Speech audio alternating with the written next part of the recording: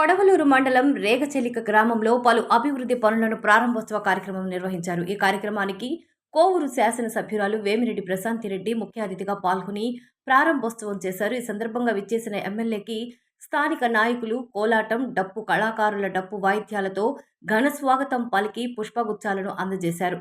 అనంతరం ఎమ్మెల్యే సర్పంచులకు శాలువాలు కప్పి పుష్పగుచ్చాలు అందజేసి సన్మానించారు. ఈ సందర్భంగా జరిగిన సభలో ఎమ్మెల్యే మాట్లాడుతూ సర్పంచుల కాలపరిమితి ముగుస్తుండడం కారణంగా త్వరితగతిన గ్రామాలను అన్ని మౌలిక వసతులతో అభివృద్ధి చేయడం జరిగిందని, అదేవిధంగా నేడు రేగడచెలిక గ్రామంలో విలేజ్ క్లినిక్ ప్రారంభించడం జరిగిందని, వైసీపీ నాయకులు ఒక్క విషయం గుర్తుపెట్టుకోవాలని, శిలాఫలకం వేసి టెంకాయ కొడితే ప్రారంభించడం కాదని, ఏదైనా పని పూర్తి చేసి ప్రజలకు అందించినప్పుడే ఆ పనికి సార్థకత అని అన్నారు.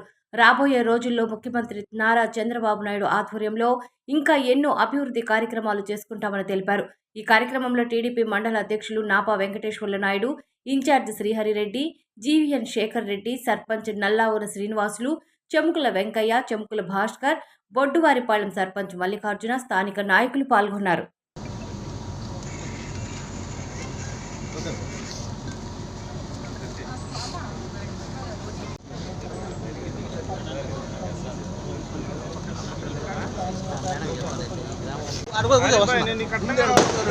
ఎంపీటీసీ అప్పలరెడ్డి గారిని రావాల్సిందిగా కోరుతున్నాం.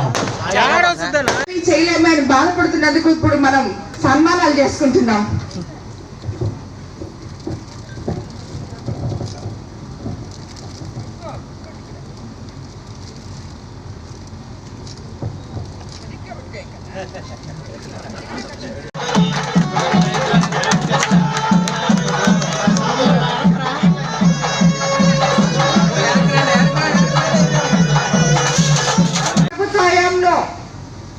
అసంపూర్తిగా ఉన్న విలేజ్ హెల్త్ క్లినిక్ నిర్మాణాన్ని పూర్తి చేసి వినియోగంలోకి తెచ్చాం. ఇది మనం బాగా చెప్పుకోవాలి. ఇప్పుడే నేను అట్లా పోగానే ఎవరో ఒకరు మైక్ తీసుకొని ఈ వైసీపీ వాళ్ళు రెడీగా ఉంటారు. అబ్బాయి మేము దాన్ని మొదలు పెట్టాం, వీళ్ళు వచ్చి ఇప్పుడు ఓపెన్ చేస్తాం. మొదలు పెట్టడం మీరు ఒకటి తెలుసుకోవాలి, గత ప్రభుత్వంలో టెంకాయ కొట్టిందంతా మేమే చేస్తామంటే అది కుదరదు. టెంకాయ కొట్టి దాన్ని వదిలేయడం కాదు, దాన్ని కంప్లీట్ చేసి ప్రజలకి అందించడమే, ప్రజలకు ఇవ్వడం అనేది నేను మీకు తెలియజేసుకుంటున్నాను. దాన్ని ఒప్పుకోవాలి. వాళ్ళు ఒప్పుకోకుండా మేము ఎక్కడొచ్చి మేము మొదలు పెడితే అది మేము అప్పుడు చేసాం, ఇప్పుడు చేసాం, అప్పుడు చేస్తే అప్పుడే ఓపెనింగ్ చేయాలి కదా, ఎందుకు చేయలేదు, ఎందుకు కంప్లీట్ చేయలేదు? కాబట్టి ఇలాంటి మాటలు వద్దు. ఇది మేము ఇప్పుడు కంప్లీట్ చేసి ప్రజలకి అందిస్తున్నాం. అది అలాగే రేగడచెలిక, రాజన్నపాడు ప్రాంతాల్లో 15 లక్షలతో సాధారణ విద్యుత్ లైన్లు 11 kVగా అప్గ్రేడ్ చేసి నిరంతరం 3 ఫేజ్ విద్యుత్ సౌకర్యం కల్పించాం. 6 ఇవన్నీ ఒక ఎత్తైతే మన ముఖ్యమంత్రి చంద్రబాబు నాయుడు గారు ఎంతో బాధ్యతాయుతంగా మానవతా దృక్పథంతో ఎవరైతే అనారోగ్య పాలై ఆర్థిక ఇబ్బందుల్లో ఇరుక్కోబోతున్నారో వాళ్ళకి అందరికీ కూడా సిఎంఆర్ఎఫ్ ద్వారా ఎప్పుడు మనం ఒక బిల్ పెట్టినా ఇమీడియట్ గా వాళ్ళకి ఒక ఇంటి కుటుంబ పెద్దలాగా వచ్చి ఆయన సాయం చేస్తున్నారు. అలాగే సిఎంఆర్ఎఫ్ ద్వారా ఈ ఊర్లో 6,05,079 రూపాయలు ఇవ్వడం జరిగింది. 6 అనారోగ్య బాధితులకు ఇచ్చాం. అది కూడా కూటమి ప్రభుత్వం అధికారంలోకి వచ్చిన 21 నెలల్లోనే ఈ రేగడచెలిక గ్రామ అభివృద్ధికి 1,06,00,000 ఇక్కడ పెట్టడం జరిగింది. రానున్న రోజుల్లో కూడా రేగడచెలికలో ఉన్నాయి, ఇప్పుడే అన్న చెప్పారు డ్రైన్లు అవన్నీ ఉన్నాయని, అవి కూడా తప్పకుండా చేస్తాం. ఇది వరకు ఎందుకంటే ఈ రేగడచెలికకి యాక్చువల్ గా ఈ పంచాయతీ ఇన్కమ్ కూడా చాలా ఎక్కువ, నాకు తెలిసి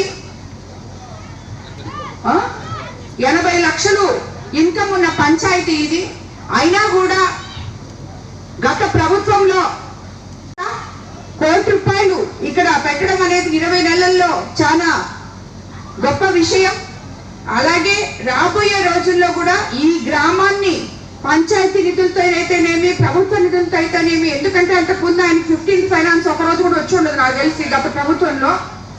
ఈ ఊరు డబ్బులు వస్తున్నాయి కాబట్టి ఊరిని మెయింటైన్ చేస్తుంటాడేమో కానీ ఏ సర్పంచ్ కూడా ఇది ఒప్పుకోవాల్సిందే. ఈ రోజు రేపు సర్పంచులకి ఆఖరి దినం. ఈ రోజు ఎంతో మంది సర్పంచులు మన పార్టీలో చేరున్నారు. కానీ ఆ సర్పంచులందరూ కూడా అయ్యో మేము తెలుగుదేశం ప్రభుత్వంలో సర్పంచులమై 5 ఏళ్లు కొనసాగుంటే ఈ 15th ఫైనాన్సులతో మనల్ని గెలిపించిన వాళ్ళకి కొన్నెన్నా పనులు చేయించుండే వాళ్ళు, ఆ 5 సంవత్సరాలు సర్పంచ్గా ఉండి కూడా మా టైం అంతా వేస్ట్ అయిపోయింది అనుకున్న వాళ్ళే కానీ ఎవరు సంతోషంగా సర్పంచులు లేరు. అందుకనే పాపం గత 5 సంవత్సరాల్లో గత ప్రభుత్వంలో సర్పంచులుగా ఉన్న వాళ్ళకి అందరికీ మేము సన్మానాలు చేస్తున్నాం. దానికి ఇదే కారణం. వాళ్ళు పడ్డ కష్టాలు అంతా ఇంత కాదు. గెలిపించిన వాళ్ళకి సమాధానం చెప్పలేకపోయారు. 15th ఫైనాన్స్ డబ్బులు లేవు, ఏ పని చేయలేకపోయారు. కాబట్టి వాళ్ళు కూడా మనం తప్పు పట్టకూడదు. గత ప్రభుత్వ ఏమంటారు దాన్ని, వాళ్ళు చేసిన పనులు అవన్నీ కూడా అవన్నీ డైవర్ట్ చేసేసి ఏది కూడా విలేజ్ లో 1 రూపాయి కూడా లేకుండా చేయడం జరిగింది. దానివల్లే చేయలేకపోయారు. సో ఇప్పుడు మన ప్రభుత్వం తిరిగి సర్పంచ్లకు కానీ, ఎంపీపీలకు కానీ, ఎంపీటీసీలకు కానీ, జడ్పీటీసీలకు కానీ రాబోయే రోజుల్లో వాళ్ళ విధులు వాళ్ళు సక్రమంగా నిర్వహించుకునే విధంగా మన తెలుగుదేశం ప్రభుత్వం ఒక్కటే పనిచేయగలదని చెప్పి కూడా మీకు అందరికీ నేను తెలియజేసుకుంటూ ధన్యవాదాలు తెలుపుకుంటున్నాను.